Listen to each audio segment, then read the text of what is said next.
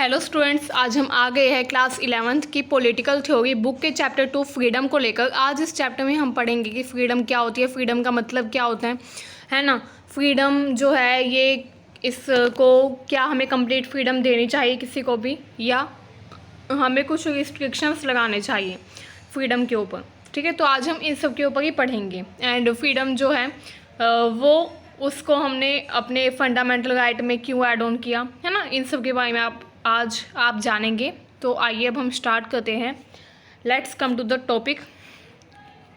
The word liberty is derive from the Latin word liber which means freedom. अब जो liberty है ये derive हुआ है लैटिन के वर्ड फ्रीडम से, लैटिन के वर्ड लिबर से, जिसका मतलब होता है फ्रीडम। ठीक है, लिबर्टी का मतलब क्या होता है? Freedom. Liberty and freedom same ही होता है, बट फ्रीडम का मतलब होता है कंप्लीट आज़ादी हमने दे दी, कोई भी हमने रिस्ट्रिक्शन लगाए ही नहीं, चाहे वो कुछ भी करे, चाहे कोई व्यक्ति कोई गलत काम करे, लेकिन अगर हम रिस्ट्रिक्शन उस पर फिर भी नहीं लगा रहे तो यानी कि वो होगा फ्रीडम। बट लिबर्टी का मतलब होता है कि हम फ्रीडम दे गए हैं बट हम कुछ एक्सटेंट तक दे गए हैं, मतलब कि कुछ रिस्ट्रिक्शंस लगाए जाएंगे ताकि इंसान कोई इलीगल काम ना करे, तो वो होती है लिबर्टी। बाकी दोनों सेम ही होते हैं बट दोनों का थोड़ा सा अर्थ अलग होता है। ठीक है, अगर हम इन टर्म्स ऑफ डेफिनेशन देखें तो अब दो डिमेंशन होते हैं लिबर्टी के। लिबर्टी का मतलब होता है absence of constraint central. It also means to develop the potential and creativity of a person. इसका मतलब क्या होता है? दो डिमेंशंस का क्या लिबर्टी के, कि इंसान के ऊपर कॉन्स्ट्रेंट ना हो, एक्सटर्नल कॉन्स्ट्रेंट ना हो, कोई भी ज़्यादा रिस्ट्रिक्शंस उस पर ना लगाए जाएँ। ठीक है, ज़्यादा रिस्ट्रिक्शंस इंसान पर ना लगाए जाएँ। ठीक है, it also means to develop the potential and creativity of a person. और इसका मतलब ये होता है कि इंसान को ऐसा हम बैकग्राउंड प्रोवाइड करें, इंसान को हम ऐसा बैकग्राउंड प्रोवाइड करें कि वो जो इंसान है वो अपना खुद का डेवलपमेंट कर पाए। ठीक है, इंसान की क्रिएटिविटी इंक्रीज हो, इंसान का पोटेंशियल जो है वो इंक्रीज़ हो।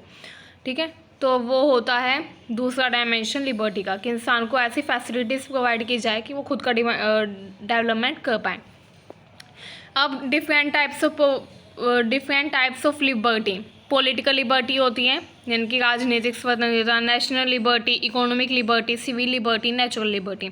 ये 5 तरह की लिबर्टी होती हैं। ठीक है, मेनली वैसे एग्ज़ाम में नहीं आने वाला कि कितने टाइप की लिबर्टी होती है, बट आपकी जनरल नॉलेज के लिए काफ़ी इंपॉर्टेंट है, क्योंकि आप ऐसे वर्ड पढ़ने को आपको मिलेंगे, इकोनॉमिक लिबर्टी, पॉलिटिकल लिबर्टी, तो आपको ये वर्ड कई जगहों पर पढ़ने के लिए मिलेंगे, तो ताकि आप सबको सेम ना समझे, तो इसलिए हमने आज इस अपनी वीडियो में इसको ऐड ऑन किया है, ताकि आपको कंप्लीट नॉलेज मिले कॉन्सेप्ट के बारे में, ताकि आप आगे हायर स्टडीज़ करें तो आपको कोई भी डिफ़िकल्टी ना आए।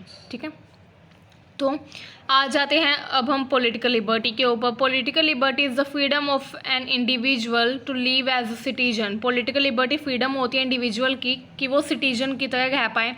It is positive in nature, ये पॉजिटिव होती है नेचर में। It consist of the liberty for right to vote. इसमें क्या क्या आता है? राइट टू वोट आता है, right to contest in election, चुनाव लड़ने का अधिकार।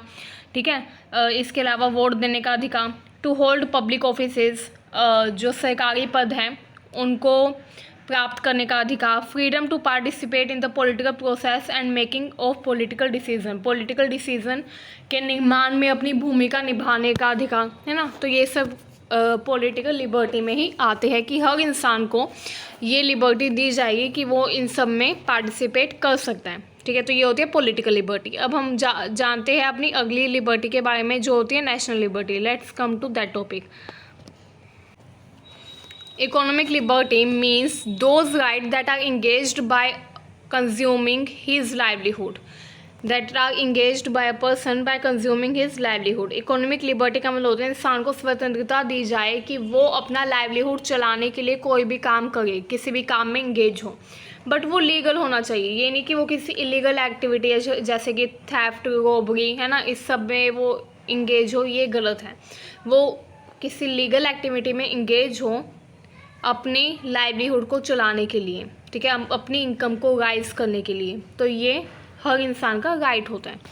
अब आता है political liberty and civil liberty became meaningless in the absence of economic liberty. ये नोट डाउन करने वाली बात है कि पॉलिटिकल लिबर्टी और सिविल लिबर्टी जो है ये मीनिंगलेस है अगर इंसान को इकोनॉमिक लिबर्टी ना दी जाए, क्योंकि अगर इंसान के पास राइट टू लाइवलीहुड ही नहीं होगा, अगर इंसान के पास राइट टू अर्न ही नहीं होगा, तो वो क्या नहीं करेगा, तो वो इंगेज नहीं होगा पॉलिटिकल किसी भी डिसीजन मेकिंग या पॉलिटिकल किसी भी प्रोग्राम में। ठीक है, वो इंसान फिर वोट देने भी नहीं जाएगा, ना ही कोई भी इलेक्शन कॉन्टेस्ट किया, क्योंकि अगर उसके पास पैसे नहीं होंगे तो कैसे करेगा ये सब। ठीक है, इसके अलावा सिविल लिबर्टी, अगर हम इंसान को आज़ादी देंगे कि तुम कुछ भी करो, बट वो लीगल होना चाहिए, तो कैसे कर पाएगा अगर उसके पास इकोनॉमिक लिबर्टी ही नहीं है, तो अगर उसके पास पैसे नहीं है तो। ठीक है, तो इकोनॉमिक लिबर्टी अगर किसी इंसान को ना दी जाए तो political liberty and civil liberty जो है वो भी मीनिंगलेस होते हैं, यानी कि अर्थहीन होते हैं। आप जानते हैं सिविल लिबर्टी क्या होता है? Civil liberty means the freedom guaranteed to us by the state. State ने हमको जो फ्रीडम दी है कि हम कहीं पर भी जा सकते हैं, कुछ भी पहन सकते हैं, अपने इमोशंस को एक्सप्रेस कर सकते हैं, अपने थॉट्स को एक्सप्रेस कर सकते हैं, है ना। पॉलिटिकल लिबर्टी हमें दी है, इकोनॉमिक लिबर्टी हमें दी है, कंट्री के किसी भी पार्ट में हम जा सकते हैं, है ना, अपना धर्म अपना सकते हैं, अपने मर्जी की किताबें पढ़ सकते हैं, है ना, अपने फेस्टिवल्स बना सकते हैं, है ना। तो ये सब क्या है, सिविल लिबर्टी में ही आता है कि इसमें फ्रीडम, हमें कुछ फ्रीडम की हमें गारंटी दी गई है स्टेट के द्वारा। It include freedom of speech and expression, इसमें इंक्लूड होता है freedom of speech and expression, freedom of religion, freedom of life and property, freedom of assembly, freedom to seek constitutional remedies in the case of the freedom is violated। मतलब कि जो freedom है कि हम constitutional remedies को प्राप्त कर पाए, सीख कर पाए, ठीक है, वो भी हमको किससे मिली है? स्टेट से ही मिली है। तो ये भी सिविल लिबर्टी का ही एक पार्ट है। अब हम आ जाते हैं नेशनल लिबर्टी पर। National liberty means freedom of the people from foreign domination, मतलब कि लोगों को आज़ादी देना फॉरेन डोमिनेशन से, मतलब कि कोई भी बाहर का व्यक्ति हमारे ऊपर अपना डोमिनेंस ना जमाए, हमारे ऊपर अपना आधिपत्य स्थापित करने की कोशिश ना करे। तो ये होता है नेशनल लिबर्टी। ठीक है, अच्छा स्टूडेंट्स, ये जो नोट्स है ये काफ़ी इंपॉर्टेंट है, तो आप हमारी वीडियो को बीच में पॉज करके इन नोट्स को नोट डाउन कर लीजिएगा, ताकि एग्ज़ाम के टाइम पर आप अच्छे से वो पढ़कर अच्छे मार्क्स हासिल कर सकें। ठीक है, चलिए कैरी ऑन करते हैं। नेचुरल लिबर्टी, नेचुरल लिबर्टी जो ये कॉन्सेप्ट होता है नेचुरल लिबर्टी का, इसमें क्या होता है? Natural liberty contributed by the famous philosopher Rousseau. जो रूसो था, ठीक है, आपने सुना ही होगा, रूसो एक फ़िलोसोफर थे, फेमस फ़िलोसोफर है काफ़ी, उन्होंने इस कॉन्सेप्ट को बताया था। ये कॉन्सेप्ट किसने दिया था? रूसो ने दिया था। इसमें उन्होंने कहा था कि नेचुरल लिबर्टी का मतलब होता है कंप्लीट फ्रीडम होनी चाहिए इंटरफेरेंस से, मतलब कि कोई भी इंटरफेरेंस किसी भी पर्सन के साथ नहीं की जानी चाहिए, उसको कंप्लीट लिबर्टी, कंप्लीट फ्रीडम मिलनी चाहिए। The advocate of this kind of liberty says that man is free by nature. उन्होंने कहा कि मैन जो वो नेचर के द्वारा ही फ्री है। जो एडवोकेट थे, यानी कि जो समर्थक थे नेचुरल लिबर्टी के, उन्होंने कहा कि हर इंसान बाय नेचर फ्री है, मतलब कि हम पैदा ही फ्री हुए थे, स्वतंत्र ही पैदा हुए थे, तो हमारे ऊपर कोई भी रिस्ट्रिक्शन नहीं लगा सकता, ना ही किसी को हमारे ऊपर इंटरफेरेंस लगानी चाहिए। तो ये रूसो का मानना था एंड नेचुरल लिबर्टी का कॉन्सेप्ट उन्होंने ही दिया था। चलिए अब हम आते हैं नेक्स्ट टॉपिक के ऊपर।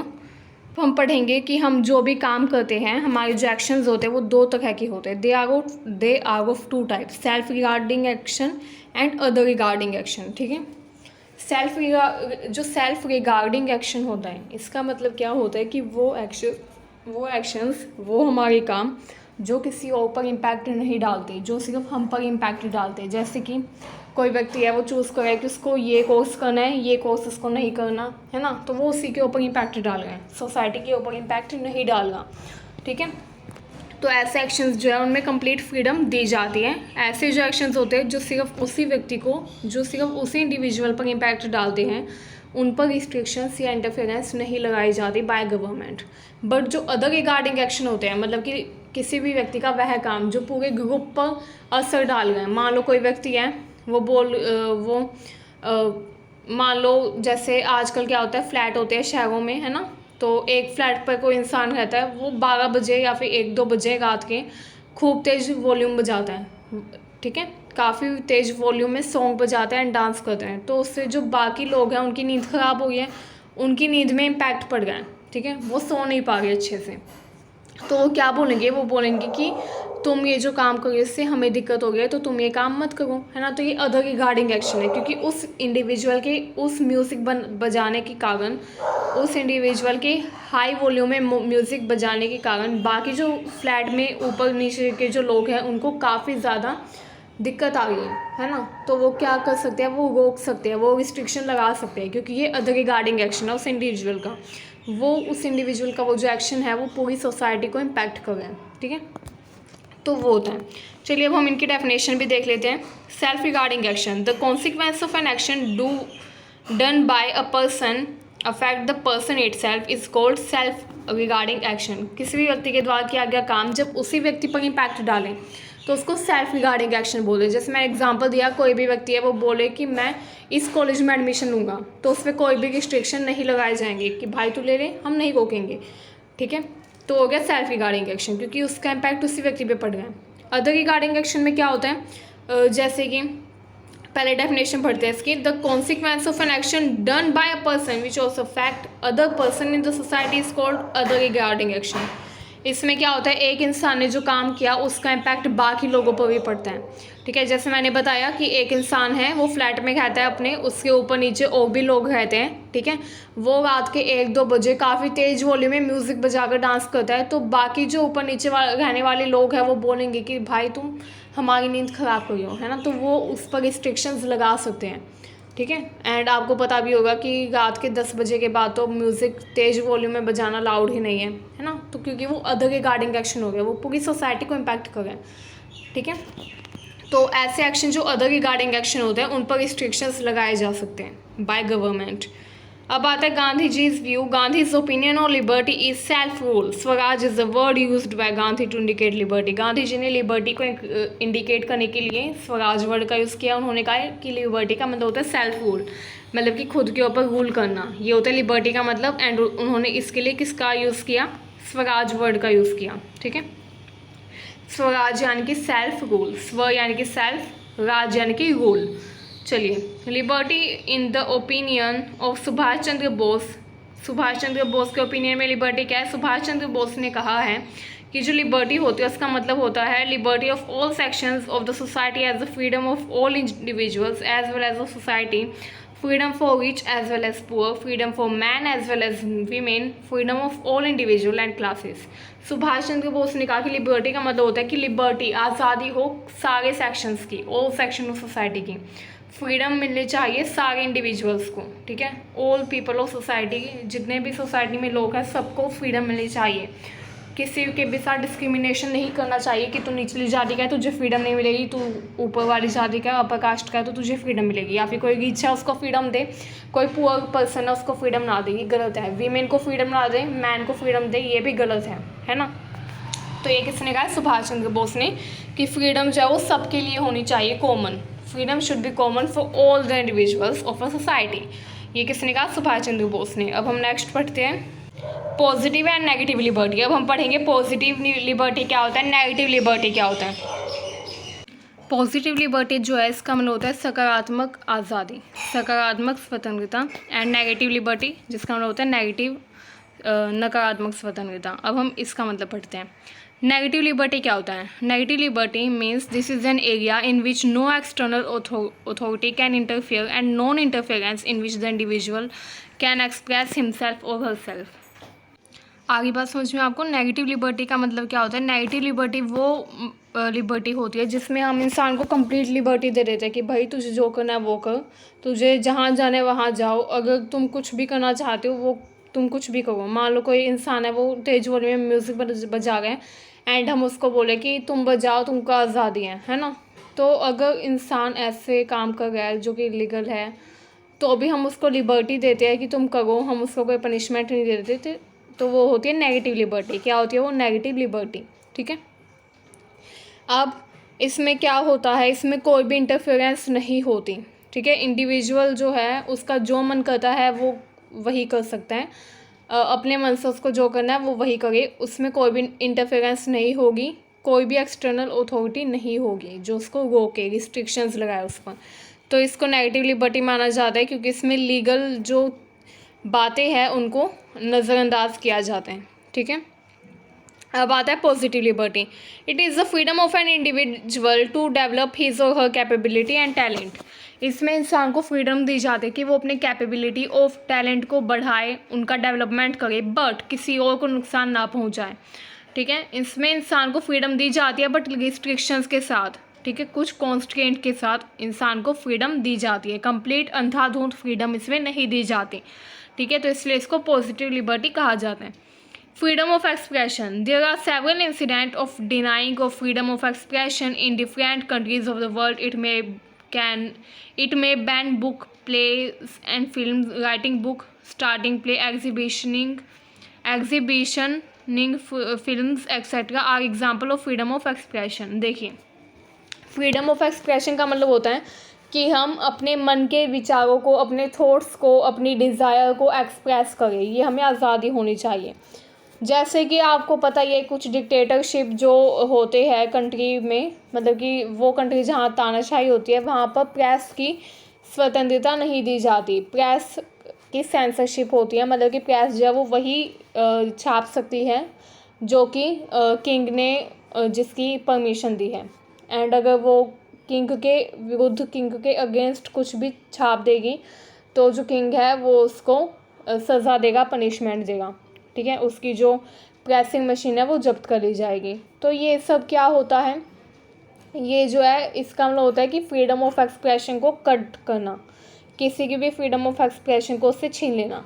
ठीक है, बट डेमोक्रेसी में कंप्लीट फ्रीडम ऑफ एक्सप्रेशन होता है कि इंसान जो भी चाहे वो अपने जो रूलर हैं, रूलर के अगेंस्ट भी कुछ भी कर सकता है। मतलब कि करना का मतलब है अपने थॉट्स एक्सप्रेस कर सकता है। अगर जो हमारे रूलर है वो अगर कुछ गलत करें तो फिर ये अगर डेमोक्रेसी है कहीं पर, तो वहाँ का अगर कोई रूलर है वो अगर कोई कुछ गलत काम करे है तो जो प्रेस है वो उसके गलत काम को जनता के सामने ला सकती है। तो ये होता है फ्रीडम ऑफ एक्सप्रेशन। ठीक है, इसके अलावा कई बार क्या होता है फ्रीडम ऑफ एक्सप्रेशन में कि हम अपने थॉट्स को दूसरों के सामने दिखाते, तो इसके कई मीन्स होते हैं अपने थॉट्स को दूसरों के सामने दिखाने के लिए। कई साधन होते हैं, जैसे कि बुक्स वगैरह होगी, प्लेज, ठीक है, नाटक, फिल्म, एंड बुक लिख कर, प्ले दिखा कर, एग्जीबिशनिंग करके फिल्म की। ठीक है, ये सब फ्रीडम ऑफ एक्सप्रेशन के एग्जांपल हैं। जहाँ पर फ्रीडम ऑफ एक्सप्रेशन नहीं होती वहाँ की पहचान होती है कि वहाँ पर बुक्स को बैन कर दिया जाता है, अगर बुक्स जो है वो कुछ भी अगेंस्ट छापे उस व्यक्ति के जो भी वहाँ का रूलर है। ठीक है, तो ये होता है फ्रीडम ऑफ एक्सप्रेशन। इसके अलावा freedom of expression is a fundamental right. कुछ देश है जहाँ पर इसको फंडामेंटल राइट भी बनाया गया है। हमारी कंट्री में भी freedom of expression fundamental right ही है। ये जो हमारा राइट टू फ्रीडम है उसी में इंक्लूड है। ठीक है, फ्रीडम ऑफ एक्सप्रेशन हमारे राइट टू फ्रीडम में ही इंक्लूड है। आप कमेंट सेक्शन में हमें लिख कर बताइए कि हमारी जो कॉन्स्टिट्यूशन है उसमें कौन सा आर्टिकल है फ्रीडम टू एक्सप्रेशन का, फ्रीडम ऑफ एक्सप्रेशन का। ठीक है, आप हमें लिख के बताइएगा। चलिए अब हम आगे बढ़ते हैं। This is to protect the freedom of expression of people from those who restricted. हमारी कंट्री में भी इसको फंडामेंटल राइट इसलिए बनाया है ताकि कोई भी व्यक्ति इसको रिस्ट्रिक्ट ना कर पाए, एंड इसको प्रोटेक्ट किया जा सके उन लोगों से जो इस पर रिस्ट्रिक्शन लगाते हैं। Voltaire statement is worth while in this context. I disapprove of what you say but I will defend to death your right to say it. मतलब कि वोल्टेयर जो थे, एक व्यक्ति थे, फिलोसोफर थे, उन्होंने कहा कि मैं डिसअप्रूव करता हूँ जो भी तुम बोलो, लेकिन मैं डिफेंड करता हूँ, इस बात का बचाव करता हूँ that to death your right to say it, कि आप जो है हमारे राइट टू से को डिसअप्रूव नहीं कर सकते। ठीक है, कोई भी इंसान राइट टू से नहीं छीन सकता, कहने का अधिकार, बोलने का अधिकार। ठीक है, तो ये फ्रीडम ऑफ एक्सप्रेशन का ही पार्ट है। चलिए नेक्स्ट टॉपिक पर बढ़ते हैं। उम्मीद है आपको यहाँ तक समझ में आया। आपको कोई भी डाउट आए तो आप कमेंट सेक्शन में हमें लिखकर बता सकते हैं। Liberalism. The word liberalism is originated from Latin word liberal which means free man. Liberalism कहाँ से originate हुआ है? Latin word liberal से, जिसका मतलब होता है free man. ठीक है, आज़ाद इंसान. The political ideology of liberalism which emerged in the 19th century consider freedom as a very important and essential thing. Liberalism gives prime importance to the freedom of individual. Liberalism जो है ये importance देता है freedom of individual को। इसका मतलब ही free man होता है, एंड ये किसको इंपॉर्टेंस देता है? फ्रीडम ऑफ इंडिविजुअल को। ठीक है, लिबरल जो है वो डिफेंड करते हैं right of a person to hold and express one's opinion and belief. ये जो है लिबरलिज्म, ये क्या करता है, हमारे राइट को डिफेंड करता है, किसी भी पर्सन के राइट को डिफेंड करता है to hold and express one's opinion. किसी भी व्यक्ति का जो राइट है अपने ओपिनियन को, अपने बिलीफ को एक्सप्रेस करने का, उसको डिफेंड कौन करता है, लिबरलिज्म। ठीक है, लिबरल्स जो है वो उसको डिफेंड करते हैं। As far as liberals are concern, family, society and community have no value in themselves. J.S. Mill, T.H. Green and Kennedy are the exponent of modern liberalism. ठीक है, जो मॉडर्न लिबरलिज्म यानी कि जो आधुनिक उदारवाद है, लिबरलिज्म का मतलब होता है उदारवाद, जो आधुनिक उदारवाद है उसका मतलब, उसके जो फिलोसोफर्स हैं वो कौन कौन है, J.S. Mill, T.H. Green and Kennedy। ठीक है, ये 3-4 हैं। ठीक है, ये एक्सपोनेंट का मतलब समर्थक of modern liberalism. 2 aspect of freedom, absence of दो एस्पेक्ट क्या है फ्रीडम के, absence of external constraint and condition of people to develop their abilities. If there exist 2 aspect in a society, we call it a free society। ठीक है, ये देखिए 2 aspect जो होते हैं फ्रीडम के, हम किसी भी सोसाइटी को फ्रीडम वाली सोसाइटी कैसे बोल सकते हैं, हम किसी भी सोसाइटी को फ्री सोसाइटी कब बोलते हैं, जब उसमें 2 एस्पेक्ट फुलफिल हो। पहला, कुछ कोई भी एक्सटर्नल कॉन्स्टेंट नहीं होना चाहिए। ठीक है, किसी भी पर्सन के ऊपर। ठीक है, अगर किसी भी व्यक्ति के ऊपर कोई भी बाहरी प्रतिबंध नहीं है, ठीक है, तो यानी कि वो फ्री है। ठीक है, condition of people to develop their ability, और ऐसी कंडीशन होनी चाहिए उस जगह पर, उस कंट्री में, कि लोग अपनी एबिलिटी, अपनी कैपेबिलिटीज़ को डेवलप कर सकें। ठीक है, एंड अगर किसी भी सोसाइटी में ये दोनों एस्पेक्ट फुलफिल होते हैं तो हम बोलते हैं उस सोसाइटी को कि ये फ्री सोसाइटी है। ठीक है, इसके अलावा in a free society all individuals have the atmosphere to develop their abilities, there will be only minimum social constraints. And ऐसे टाइम में कुछ मिनिमम सोशल कॉन्स्ट्रेंट ही लोगों के ऊपर लगाए जाते हैं, काफ़ी मिनिमम। ठीक है, तो स्टूडेंट्स, उम्मीद है कि आपको हमारी ये वीडियो पसंद आई होगी। अगर आपको ये वीडियो पसंद आए तो इसको लाइक, कमेंट एंड शेयर करना बिल्कुल ना भूलें। एंड अगर आप हमारे चैनल पर नए आए हैं तो हमारे चैनल को सब्सक्राइब करें। Thank you for watching our video, thank you very much. And हम बहुत जल्दी इस वीडियो का एक और हम इस चैप्टर से रिलेटेड एक और वीडियो बनाएंगे काफ़ी जल्दी, जिसमें मैं आपको अपने हैंड रिटन नोट्स के रूप में नोट्स प्रोवाइड करूँगी। ओके, तो आप उनसे भी मदद ले सकते हैं। Thank you for watching our video, thank you so much.